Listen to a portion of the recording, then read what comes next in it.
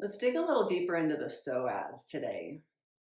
Most of us probably learned about it as a hip flexor in our teacher training, and it is definitely that. But that really only scratches the surface of what this muscle does and why understanding it more deeply can also change how we teach and how we sequence around it. We're going to look at the psoas through a really specific lens around its relationship to stress, because this muscle does something that other areas of the hip don't do, and it participates in the body's stress response. And I think once we understand that relationship, a lot of things that students experience and we see on the mat start to make a little bit more sense. So we'll look at where the psoas lives in the body and why that matters, what it's designed to do beyond just hip flexion, that stress feedback loop and how it perpetuates, and then why just like stretching and quote unquote hip opening isn't always enough to change that response.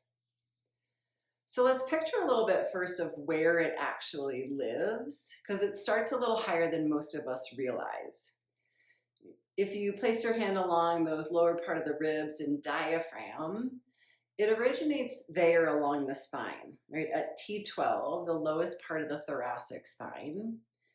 And then it travels all the way down the 5 lumbar vertebrae, attaching along the spine.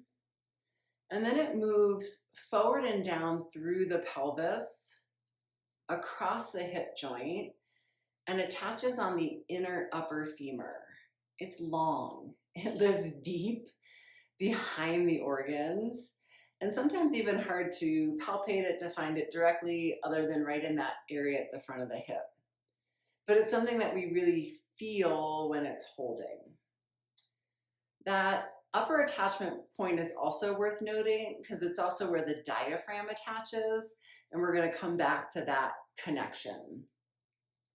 So you can even just take a moment, picture it, right? Eyes closed. It doesn't have to be anatomically correct, right? But just seeing its length, right, from that base of the ribs and the diaphragm, deep along the spine, then out through the front of the hip, which is usually where we pay the most attention to it. So the psoas is our primary hip flexor. It lifts the thigh towards the belly, or when the leg is fixed, it draws the spine forward. Walking, running, biking, climbing stairs, all of those actions that create flexion at the front of the hip. But from an evolutionary standpoint, its job was something really different. When the nervous system perceived a threat, it fired that full body stress response. Adrenaline, cortisol, heart rate up, breath fast, and then the body primes for movement. The psoas contracts, the hip flexors and the quads load, and that body takes that slight curve forward like a protective shape. So we're either ready to run, to fight, or to fold inward and protect. The context here is important because it was designed not just to move the hip. It's a muscle that responds when we perceive threat. And where it gets important here is in our modern world. That same stress response today, when someone's inbox is overwhelming, when they're running late, when life just feels like a lot, the nervous system doesn't distinguish between a perceived threat and an actual threat. It responds the same way. But then nothing happens, right? We don't need to sprint or move. There's no physical discharge of that energy around the stress response. The stress activation happens and then it stays. The psoas never gets that signal that the danger has passed. So it just remains contracted.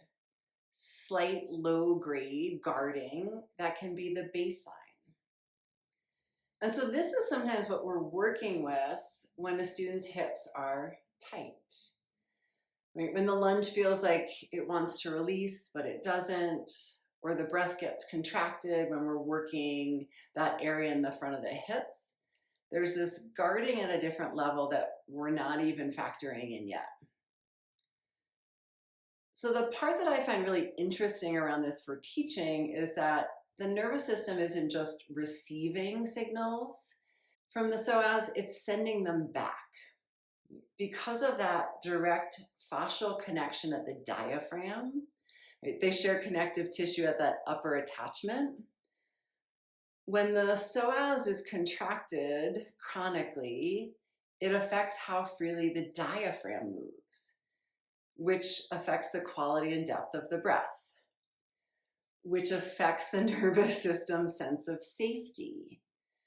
And this tissue, the signals from the tissue itself, travel up the chain, telling the brain, still guarding, still holding.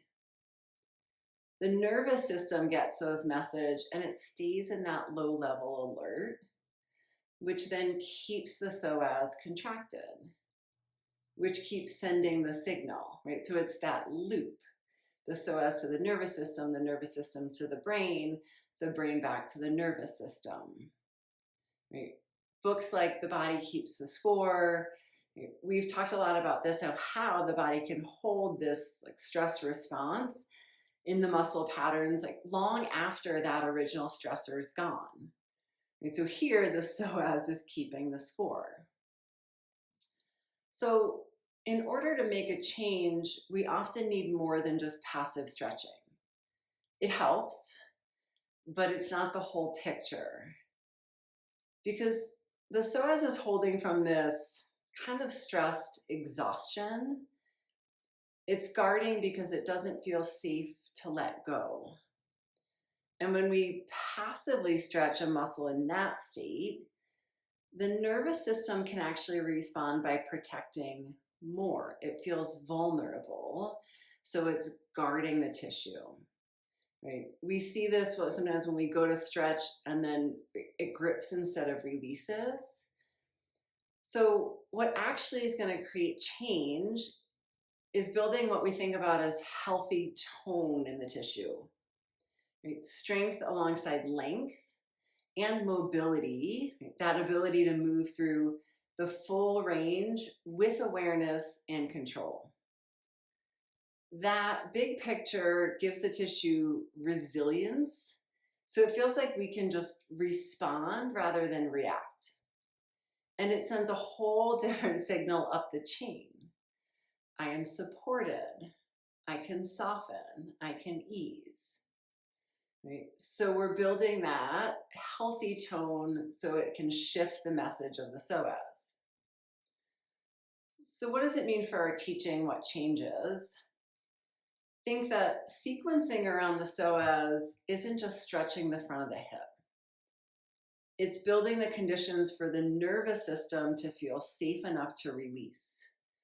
Right? Warming the whole body, building strength, stability, working with the breath, so that we get that full range through the functional unit of support.